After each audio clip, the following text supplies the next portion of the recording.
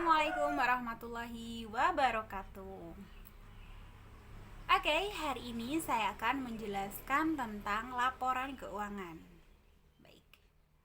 Laporan keuangan dalam akuntansi yang saya jelaskan kali ini ada 3. Yang pertama adalah laporan laba rugi, laporan perubahan ekuitas, dan laporan posisi keuangan. Baik, langsung saja. Yang pertama adalah laporan laba rugi. Laporan keuangan ini ya sebelumnya harus kita buat setelah adanya neraca saldo. Karena kita nggak bisa membuat transaksi kalau belum ada transaksi sebelumnya. Nah, laporan laba rugi ini kita dapatkan yaitu pertama, seperti biasa, pendapatan ini adalah poin pertama yang kita tuliskan di laporan laba rugi. Pendapatan yang ada di neraca saldo kita turunkan. Nah, setelah itu adanya beban kita tuliskan di bawah pendapatan. Beban apa saja yang ada di neraca saldo yang transaksi sebelumnya, seperti beban gaji, beban perlengkapan, beban bunga, sekian. Nah, kita kurungin. Tanda kurung di sini berarti bahwa transaksi tersebut bersifat mengurangi transaksi sebelumnya. Kemudian kita dapat mengetahui beban usaha total. Beban usaha total ini adalah pendapatan dikurangi dengan beban-beban yang ada. Nah, di sini ketahui, kemudian beban tadi jumlah beban ini, pendapatan dikurangi dengan jumlah beban ini adalah laba usaha. Nah, jadi laba usaha adalah pendapatan dikurangi dengan beban, seperti itu. Ini adalah laporan laba rugi. Nah, jika ada minus berarti memiliki laba usaha yang rugi. Jika plus maka memiliki usaha yang laba, maksudnya bersifat laba bukan rugi. Oke. Ini adalah laporan laba rugi. Yang kedua adalah laporan perubahan ekuitas. Laporan perubahan ekuitas berarti adanya perubahan modal awal dan modal terakhir saat dia menuliskan menutup buku untuk mencatat perubahan ekuitas ini. Nah, ya seperti biasa kalau jika adanya perubahan modal, maka modal awal kita harus tahu berapa. Modal awal kita tahu sekian.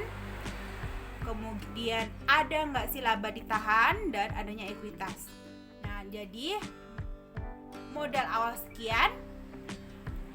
Kemudian ini adalah ekuitasnya. Nah, adanya perubahan ini seperti adanya setoran modal nih. Ada setoran modal. Kemudian adanya laba usaha, ini ada masuk di laba ditahan. Dividen ini masuk laba ditahan namun mengurangi. Nah, di sini dapat diketahui bahwa saldo akhirnya dari laba perubahan ekuitas ini adalah modal saham laba ditahan ditambahkan ini menjadi ekuitas. Nah, jadi ada perubahan ekuitas, ada perubahan modal dari awal sampai akhir. Ini perubahan modal awal, ini modal awal dan ini ada perubahan modal yaitu modal akhir yang digunakan untuk periode setelah ini. Nah, kemudian ada laporan posisi keuangan. Laporan posisi keuangan terdiri dari 3 poin, yaitu adanya aset di sebelah kiri, liabilitas atau kewajiban di sebelah kanan, dan ada juga ekuitas di sebelah kanan. Jadi aset itu sebelah kiri, sebelah debit. Kemudian sebelah kredit ada liabilitas atau kewajiban dan ekuitas. Itu adalah laporan posisi keuangan. kita contohkan saja. Laporan posisi keuangan ini ada kas, di sisi debit ada kas, kemudian ada piutang, ada peralatan usaha, ada bangunan, ada tanah. Nah, kita totalkan. Kemudian di sisi kredit ada utang usaha, ada utang bank, modal saham, laba ditahan. Kita totalkan. Ini hanyalah contoh ya. Bisa berubah, bisa bertambah. Oke. Ini hanya contoh, saya berikan contoh.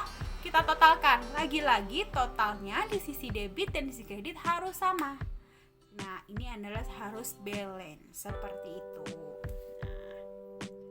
Itu kurang lebih ada 3 laporan keuangan yang saya jelaskan tadi yang harus kita pahami terlebih dahulu. Nah, jika ada transaksi akan terjadi perbedaan. Itu hanyalah contoh. Nanti ada perubahan transaksi jika adanya perbedaan transaksi dengan hal ini. Seperti itu. Nah, terima kasih sudah menonton video saya.